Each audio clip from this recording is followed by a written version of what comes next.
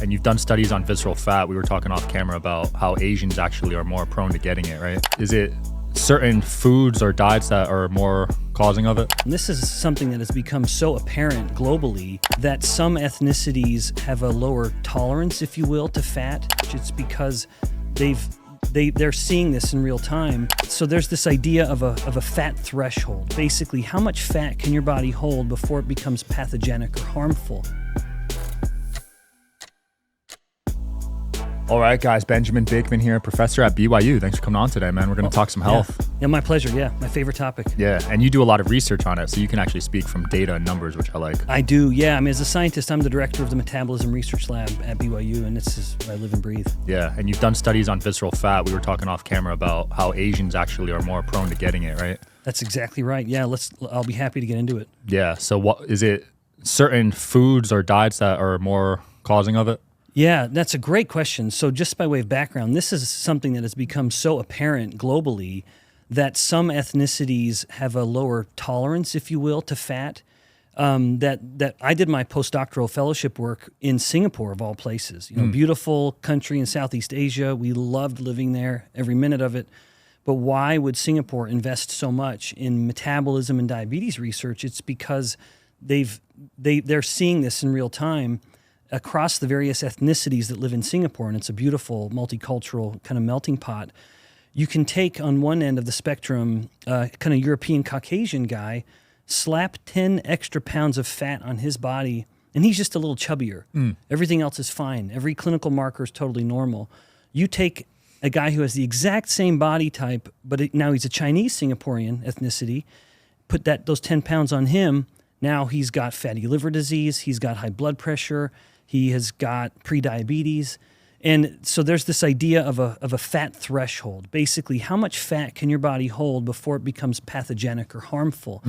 And that Asian body type just has a lower tolerance or capacity to store fat. And it's heavy genetic. Yeah. Which is to say that the healthiest place to store fat is subcutaneous fat, the fat that you can pinch and jiggle.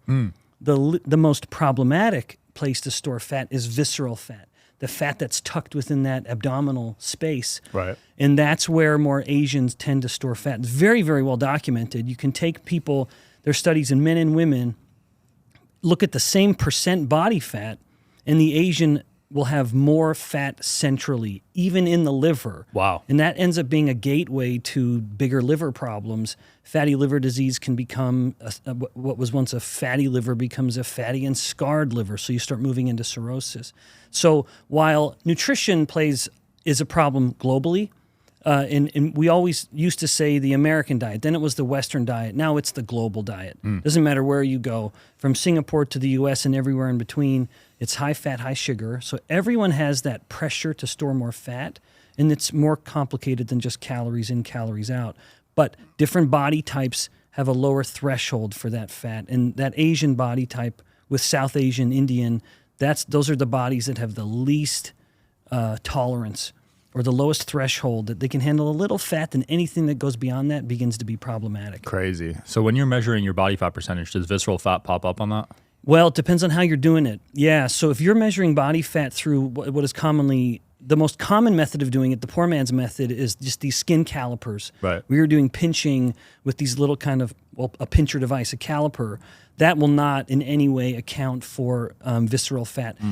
Then it needs to be like a deeper scan, like an MRI or a DEXA scan. But for everyone listening, they're not going to go do that. Most people don't have the ability to go do that. It's expensive. It's expensive. Simple test you can do at home. Get a measuring tape, measure the biggest part around your belly, and then times that by 2. And if that number times 2 ends up being less than your height, it suggests you're okay. Wow. It suggests you're okay.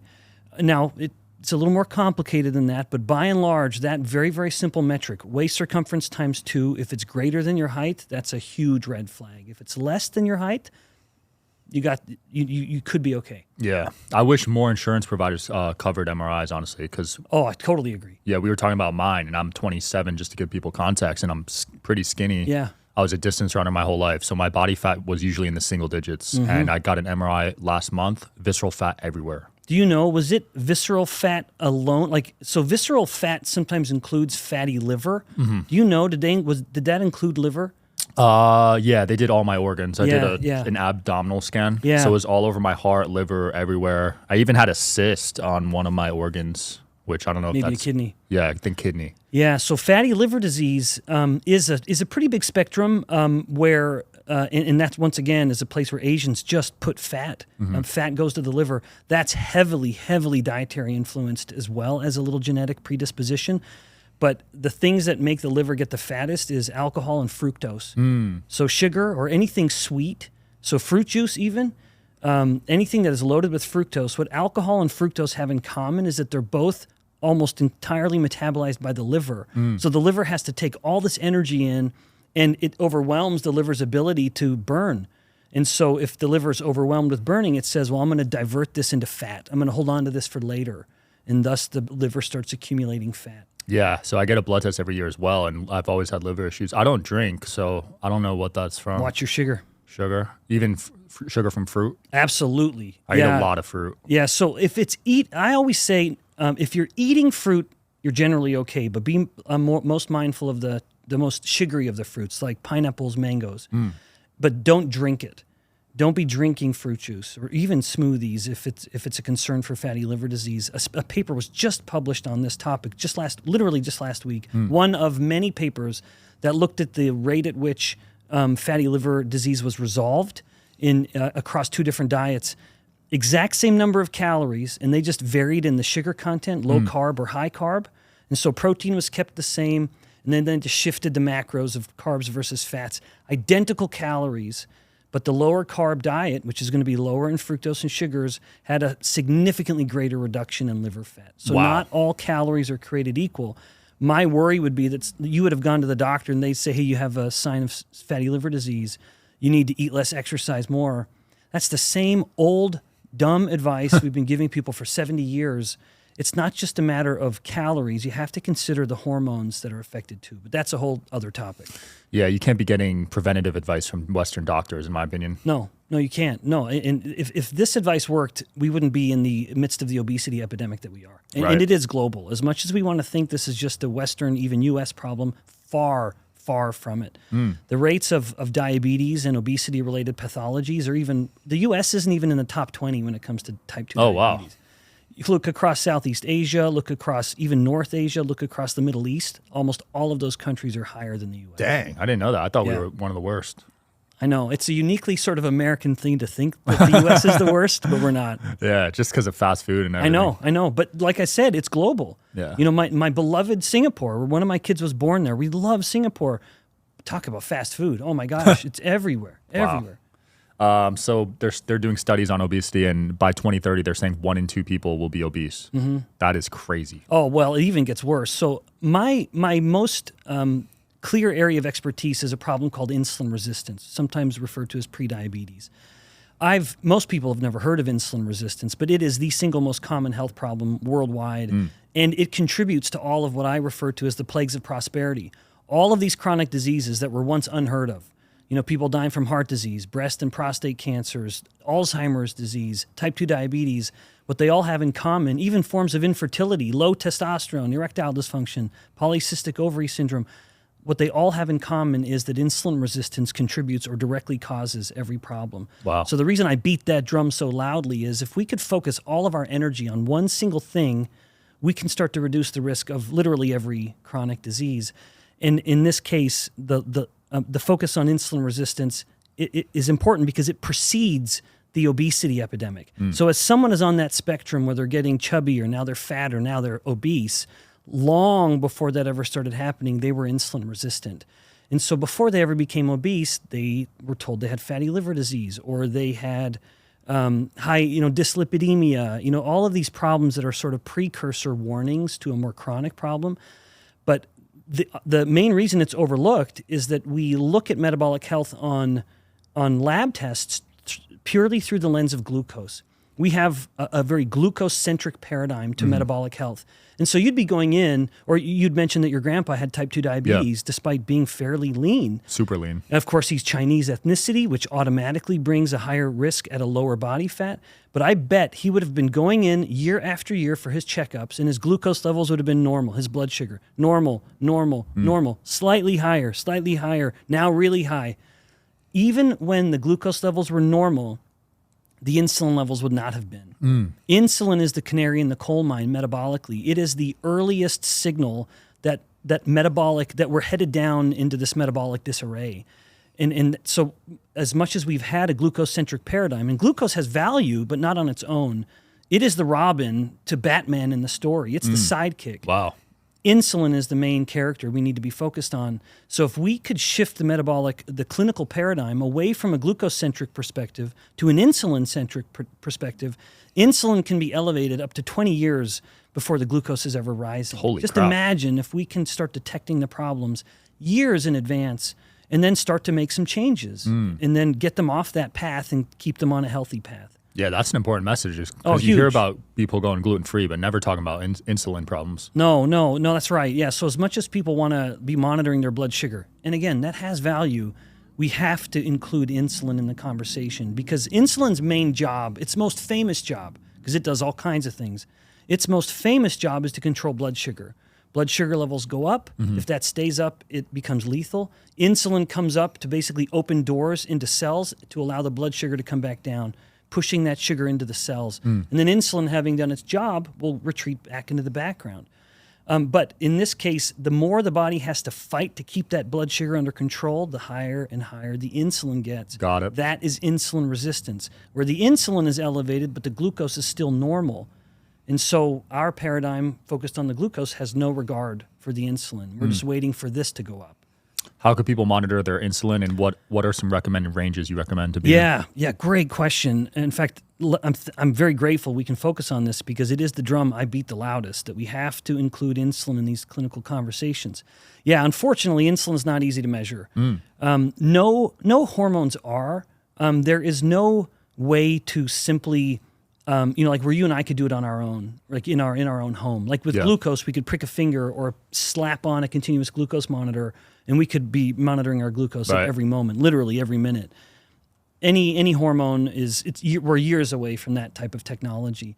So there are some at-home tests that people can do, and I have no vested interest in saying this. There's companies where they'll send you a little kit, and you just prick your finger and then send it in. That's a company called Siphox, Siphox. But most commonly, it's you going into a clinic and just telling your doctor, look, I know you're not going to measure my insulin because no one does. Please check that box because every lab can do it. Yeah. It's just a matter of insisting that it get done. Is it on a blood test? Okay. Yep. So next time someone goes in, just say, hey, please, physician, please check that insulin box because it's that easy. Yeah. Every lab, every clinic can do this test. It's just not on, they're not thinking about it either. Yeah, I just had a blood test at Next Health. I think they measured it there. They could have. So what you want to do is you look at your insulin, your fasted insulin, and ideally in US units, you want it to be 6 microunits per mil or less. Anyone for international audience, you want it to be under about 30 picomoles. That's the cutoff as we look across the different units. But even then, if you have your fasted insulin and you have your fasted glucose, which you probably do from that test, you can put that into a little equation called the HOMA, H-O-M-A, the HOMA score. And you want your HOMA score to be less than 1.5. And if so, then you're doing fine. That's good to know. So if your score is way more than that, are there ways to lower it? Oh, absolutely. That's the good news. That's the good news of the kind of metabolic message here, that you can take people who are so insulin resistant, high insulin, and the insulin isn't working well, that now their glucose has gone to the range of type 2 diabetes. We published a clinical report a couple years ago, finding we'd taken 11 people who had just been diagnosed with type 2 diabetes, which again is just extreme insulin resistance. And within 90 days, without ever having popped a single pill, no injection, like all these GLP-1 drugs, which are all the rave these days, and I know all about them, no drug taken, and within 90 days, the disease was completely gone. Wow. Type 2 diabetes is a disease of diet. The food we eat is the culprit or the cure. we've given all of the worst possible advice when it comes to diet. Yeah. The diet that we eat globally and the advice we've been given globally is a perfect way to promote type 2 diabetes. Absolutely. I used to really fear diseases growing up, but the more I talk to people like you, the more I get hope that it's really preventable. Oh yeah, completely. But even then, like your grandpa, when he was diagnosed with type 2 diabetes, the clinical team would have told him in some way, shape, or form, this is an irreversible disease because the standard of care is to give him drugs. The problem with so many of these so-called anti-diabetic drugs is that they are focused on the glucose. Right. And so they're just saying this is a disease of glucose. Even the clinician has no awareness of the insulin. They might not have even measured the insulin in your grandpa or any other type 2 diabetic. They say glucose is the only thing that matters. Even if we have to push the insulin up, which many of the drugs do, then we'll push the glucose down. And if glucose were the main variable that mattered most, you would think they're going to live a better, longer life. Right. And it doesn't happen. There's no clinical evidence to support that if you push glucose down by bringing insulin further up, that they live longer. In fact, the more you have to push the insulin up in order to control the glucose, this is human evidence. They're 3 times more likely to die from heart disease, twice as likely to get Alzheimer's disease, twice as likely to die from cancer. Jeez. When you give a type 2 diabetic insulin, you are literally giving them more of the very thing that's killing them. They have too much insulin in their body already, and too much insulin is the main cause of insulin resistance. And now you're pushing it up even higher. That's like giving an alcoholic another glass of wine and hoping it's going to solve their alcoholism. You are literally killing them faster by putting them on an insulin-based therapy. You're pushing the insulin up even higher, and that's what's making them fat and sick. It's not the glucose. That's so ironic because there's millions of people on these. Oh, it's a hell of a way to make a lot of money, depending on where you're coming from. Right, because they got to take them every day, right? Oh, every day. But that's why they say the disease is irreversible. Because if you go the standard of care, which is drug-based, you'll never get off the drug. Right. You'll only need more and more dose and more medications. And before you know it, you're on 7 medications to treat one problem. So that being said, you think diabetes can be reversed? Oh, I've literally published papers on it. Wow. So absolutely 100%. Type 2 diabetes, mind you. We're talking type 2, not type 1, which is an autoimmune disease. There's no way to reverse that. Type 2, absolutely reversible. Anyone who tells you otherwise is so steeped in the clinical dogma that they can't get their head out of it. We've literally published papers, and there are entire clinics and practices that are based on doing just this. I think people have been so conditioned, so programmed, hearing that it's non-reversible. Even myself, I had no idea that you could reverse. Well, Sean, I'm glad to give you even more good news. Yeah, that's great news because there's a lot of people getting diabetes right now, too. And again, globally. This is a global problem. I will give talks on this topic. I'm going to be in Oman in a couple weeks, then Dubai a couple weeks after that. I'll be in Southeast Asia in a couple months giving this very message. And it's bad in Asia, you said. It is, yeah, and it's part because of this sort of fat threshold. But the mistaken view that a lot of people have is there's a clear link between body fat and metabolic problems. Clear link. However, it's not the mass of the fat that matters most. It's not that we have 10 pounds of fat or 20 or 30. It's the size of each individual fat cell. And that begins to help people understand why you could have a relatively lean Chinese guy and you have an obese Caucasian guy, and the obese Caucasian guy is metabolically, all his markers look normal. It's because Caucasian people tend to have a greater ability to make new fat cells.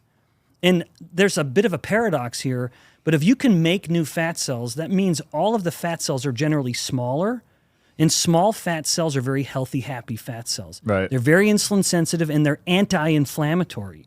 However, if you have fewer fat cells, then as the fat cells get bigger and bigger, they become very insulin resistant and literally begin dumping out these pro-inflammatory proteins into the body. Wow. Which starts promoting insulin resistance everywhere. Damn. So it's not the mass of fat. It's the size of the fat cells that matter most. So that's what causes inflammation then? Well, yes, that's what causes what we often refer to as subclinical chronic inflammation. And this was my postdoctoral work. When I was in Singapore, my biggest, most cited scientific papers are on this exact topic. That when we often think of inflammation, we think of I'm infected or I have an infected wound or an illness or something, or even an autoimmune disease. But when it comes to metabolic health, and inflammation is one of the pivotal causes of insulin resistance, this is the kind of subtle, creeping inflammation that's coming from these overstuffed fat cells. When the fat cell gets too big, it starts releasing, it's belching out these pro-inflammatory molecules called cytokines.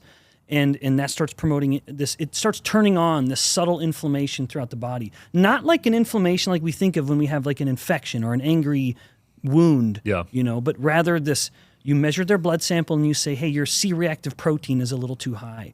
In fact, when you would have had your test, I strongly suspect, Sean, if you look at it, you'll probably see something called HSCRP or high sensitivity C-reactive protein or something like that. That's also a marker now that it's actually a better predictor of heart disease risk than LDL cholesterol is. Whoa. And it's almost entirely a product of big fat cells. I need to look into that. My LDL was high also. Yeah, and you know what? The irony, once again, sort of this dogmatic thinking, LDL is a terrible predictor of heart disease risk. Wow. Terrible. In fact, some of the most compelling data suggesting that LDL is beneficial comes out of China, where they find that if all other cardiometabolic markers are good, like insulin and C-reactive protein, and the LDL is high, it's actually one of the best predictors of longevity. Wow. Yeah. The people with the lowest LDL have the highest risk of not only serious infections, but also developing Alzheimer's disease. Jeez. LDL is very protective to the body. It's anti-inflammatory. It literally scavenges inflammatory bacteria from your blood and dumps it from the body through the liver into the intestines. Wow. LDL is not the villain we've been told. That's crazy. There's a study for and against everything. So how do you personally vet out the studies you listen to? Yeah, and I actually really appreciate that you state it that way. It's one of the things that I find very frustrating as a scientist, and I also find it very concerning when people just have these ardent declarations of, I believe the science or we believe science. That's inherently anti-scientific. The scientific process is a rigorous pursuit of proving yourself wrong. And when people are making that claim, I believe the science, you shouldn't ever say that. What you should say is, I have a hypothesis and I adhere to that until I prove it wrong. That is science. At its core, it is how can I set up a set of experiments to prove my theory wrong? Okay, it did not prove it wrong. Okay, then the theory stands. Right. Then we continue to pursue this. So how do I cut through all of the nonsense? I look at the quality of the study. Unfortunately, like with LDL, it's a perfect example. Every line of evidence that suggests LDL is a problem is based on what's called correlational data. Now, that stands in stark contrast to causal data or causality data or clinical data, where in that case, the correlational data is purely coincidence. You look at a full population of people, you have them fill out a questionnaire of trying to recall what they'd eaten for the last 2 years, which is, of course, horrifically flawed in the process. No one can really remember, and no one wants to be honest about those kinds of things. And then you happen to look at what their LDL levels are and look at medical records of who's dying from what. Those are the data that suggest LDL is a problem. But when you actually start to, even then, however, there's as much data of these correlational studies suggesting LDL is not a problem. Like that study out of China, that's a correlational study. Right. It's prospective, where it's following people over time. They suggest LDL is beneficial. How do we counter it? It's hard to know. I mean, at the end of it all, I, as a basic scientist, look at the most simple, direct line of evidence I can, which is if I do something to a person or to a model, a rodent model, we sometimes use rodents in our research just because we can get tissue from rodents that we couldn't from humans. It's hard to get a brain sample donor from a human if we want to study brain metabolism, which we have. So we will do rodent work and human experiments. What we see is that when people are reversing their type 2 diabetes, they're losing weight, every metabolic marker is getting healthier, they can have an increase in their LDL. Wow. Should we have them stop losing weight? Should we have them stop improving their type 2 diabetes? No, it would be crazy. And so I look at this, what is obviously an improvement in their cardiometabolic profile, and think, how do we square this if LDL truly is killing them? Well, it's not. I know a lot of scientists do tests on rodents. Have you seen the results translate pretty well from rodents to humans? That's a great question, Sean. It really is something that I am always challenging myself with. I'm mindful of the limitations. So the closer you get, so you go from I do mammal work. So we'll use mice, which are a good model for genetic knockouts. Like if we want to try to understand how one particular protein influences metabolic processes, then we use mice. Otherwise, whenever I'm doing typical just kind of diet work where we want to get the animal fat and diabetic, the rat is a great model and does appear to have a very similar response, including a hormone response that we see in humans based on human work. And again, I understand the ethics. I truly, truly do. But the pursuit of knowledge and truth and helping humans live longer, better lives, like I just mentioned the brain. We've done a lot of papers looking at how Alzheimer's disease is really a metabolic problem. That's not a problem of plaques in the brain. It really is just the brain is becoming more and more insulin resistant. And as it becomes more insulin resistant, it can't get enough glucose from the blood to fuel itself. And so with insufficient fuel, brain function just turns down and dementia begins to result. Mind you, it's not just dementia. It's depression, it's bipolar disorders, it's migraine headaches. Wow. All of those have in common this phenomenon of brain glucose hypometabolism, where the brain just isn't metabolizing glucose well because it can't get it. But back to the rodents, we couldn't do that in humans. You couldn't get brain samples from a human to measure the mitochondrial bioenergetics and the insulin signaling. So to answer the question explicitly, there are limitations because they're clearly not humans, but it still gives us insight into how the human would respond, and it fits with some of the broader correlational data that we see with humans. Now you could clone animals, so the ethics might be shifting your way too. Yeah, it could. But man, once upon a time, it was easy. Literally, it was as easy as going down to the pet store and buying animals and doing the experiments. You probably need crazy approvals now, right? Oh, you do. Yeah, it's frankly pretty exhausting. Yeah, that animal movement was a strong one. Yeah, and look, I mean, I know it's a sensitive topic, and I really try to be sympathetic to it, but suffice to say, we always, go through every needed approval process, and it is rigorous. Yeah. Well, I think the greater good, because eventually this could save lives of humans. Yep. And as far as I'm concerned, a human life is the most precious. To me, that's an easy decision. Yeah. Human over rat. Yeah. Yes. Some people would argue otherwise. Absolutely. But. Yeah. And I know they do. And that's why I defend it the way I do. Yeah. I love that. Have you seen any correlation with sleep and insulin? Oh, great question. Yeah. So, yes, it's a huge, huge connection. So when I talk about insulin resistance, after I sort of define it and tee it up, which is, again, relevant because it's the most common health disorder worldwide, I then always transition into where does it come from? And there are three primary causes of insulin resistance, and I've mentioned two of them already. One is chronically elevated insulin. The more we are spiking our insulin up by eating or drinking refined starches and sugars, the more the body just starts to become resistant to the insulin. So too much insulin causes insulin resistance. The second is inflammation. When inflammation is dialed up, it begins to directly promote insulin resistance. And then sleep brings us to the third primary independent cause, which is stress. Now, most people don't think about stress when they think about poor sleep, but it is absolutely a stressor. One bad night of sleep, you wake up that next day and you are demonstrably more insulin resistant than you were the day before. Wow. And it's entirely because of the stress hormones. Now, when I talk about stress, I talk about it as a professor who teaches graduate endocrinology, which is stress is when the stress hormones are elevated. And the two primary stress hormones are cortisol and adrenaline. Both of those are increased after a poor night of sleep. Especially cortisol. If you sleep poorly, your cortisol is substantially elevated that next day, and then the cortisol directly causes insulin resistance. But Sean, to make it all the more tragic, most people who then have a bad night of sleep try to correct how they feel that next day by taking a lot of caffeine. Right. Caffeine increases adrenaline.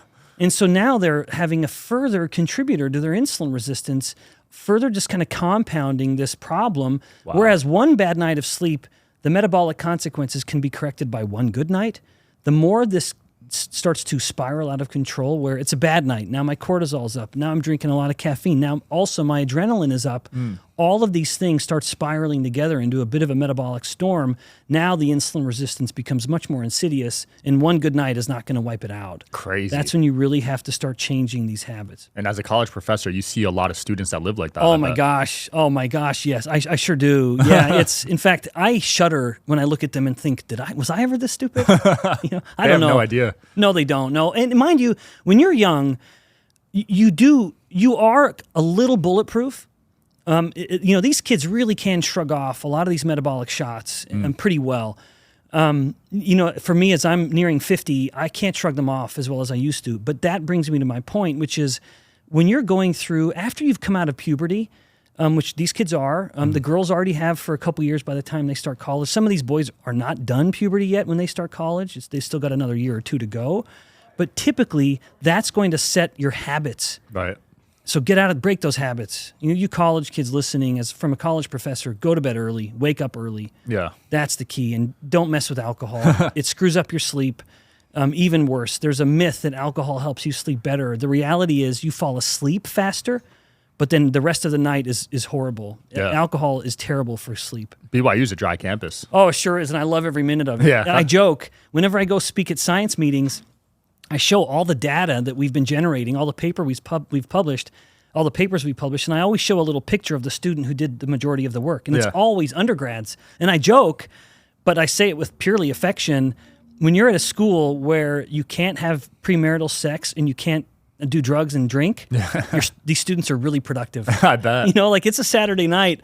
They go on a date and they go bowling and go get ice cream. Yeah. Then they go into the lab and get work done. I love it. I mean, these kids are super motivated. I don't know any other college like that. No, it's very, very unique. And just to be clear, I love every minute of it. Yeah, I'm a fan too. These days I'm a fan, but when you asked me that in college, I would have said I'm not going there. I know. It's hard. It's hard to imagine. Yeah. Where do you stand on the Ozempic debate? Because that's a hot one. Oh, it is. I'm so grateful you're bringing this up. Yeah, so all of these, Ozempic and Wegovy and their ilk, that's a huge class of drug now.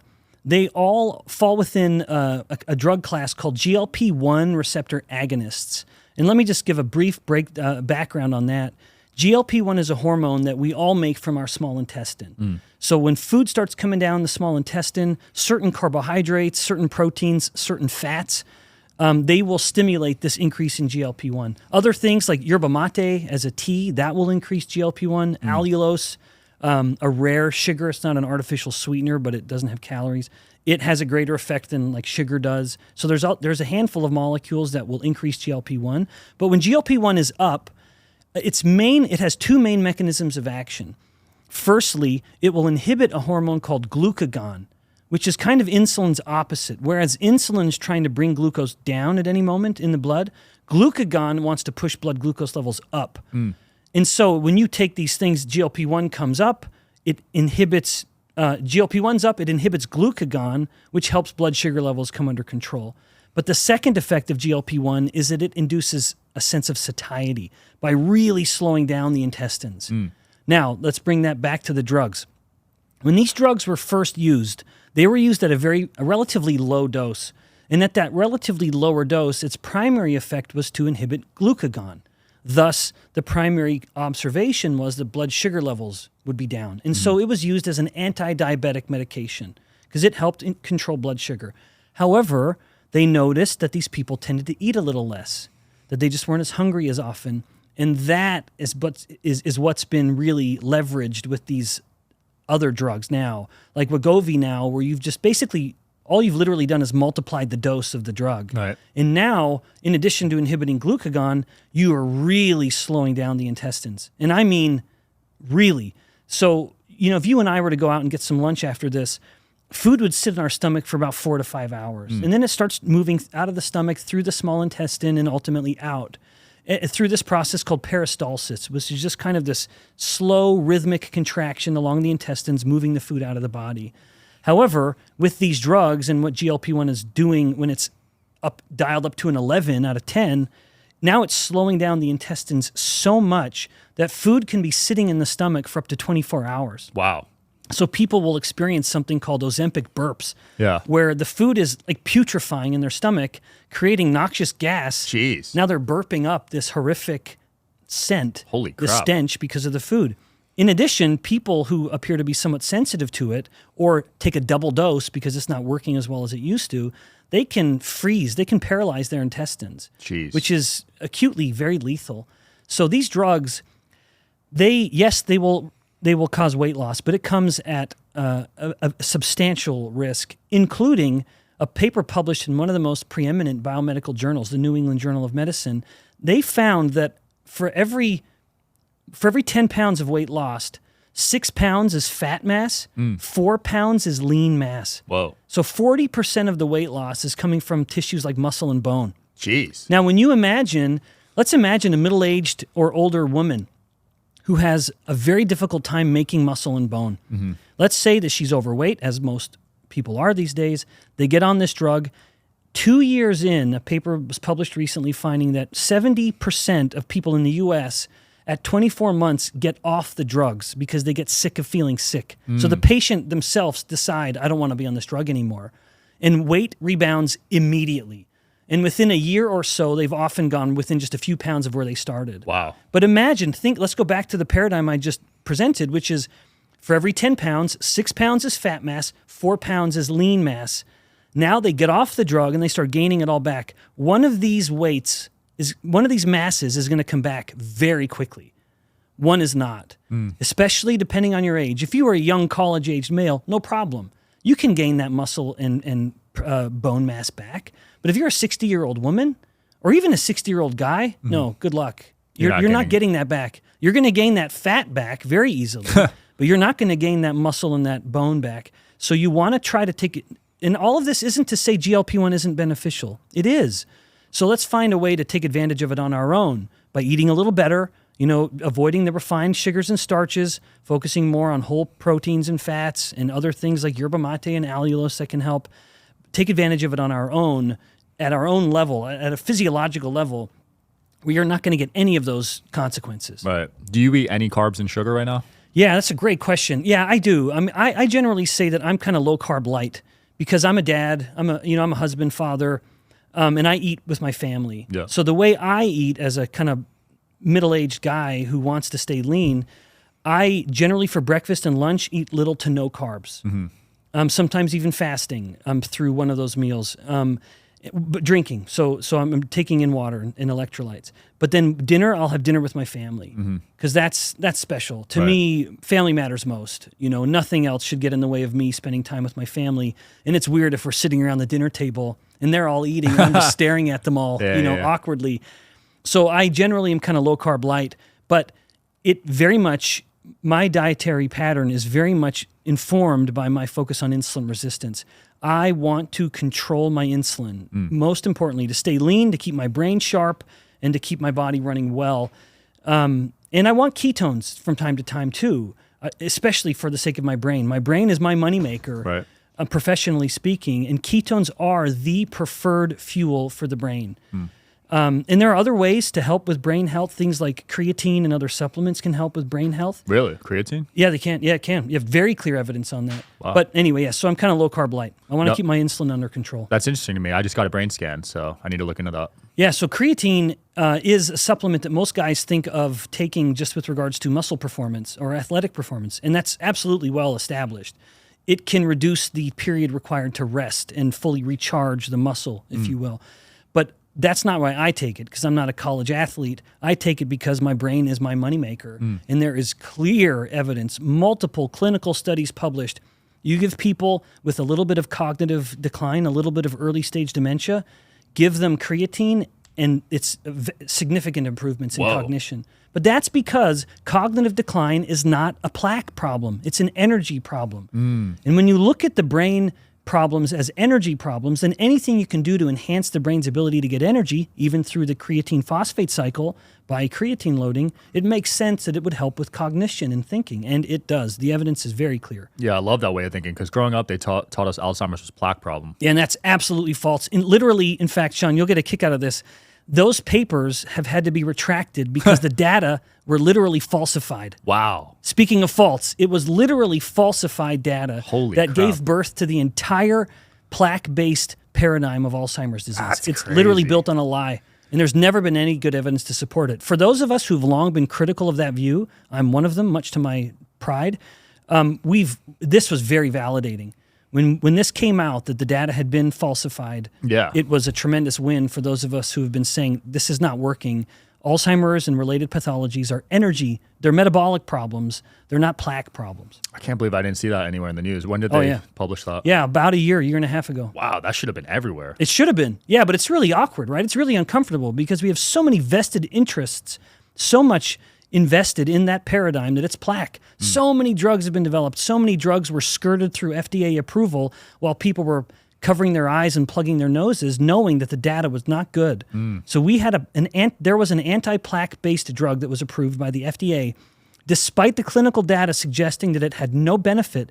And the reason the FDA admitted they gave approval, even while admitting that the efficacy was not there, because they said they don't want to discourage further drug development. Whoa. And so they approved this drug that had no clinical benefit to be used for Alzheimer's, and people were taking it, That is even though they crazy. knew it didn't work. Yeah, I'm not sure how I feel about the FDA personally. We should be deeply conflicted and deeply concerned. Yeah. Yeah. Benjamin, where can people find your work and what you're up to next, man? Yeah, listen, I appreciate you and appreciate your platform. Yeah, I try to put a lot of my stuff on at insuliniq.com. So everyone, I got a lot of stuff I'm always doing just to try to preach the metabolic message, but insuliniq.com is the best place. Perfect. We'll link below. Thanks for coming on, man. My pleasure. Yep. Thanks for watching, guys. Hopefully you learned something. I definitely did. Stay tuned for more episodes. I'll see you guys next time.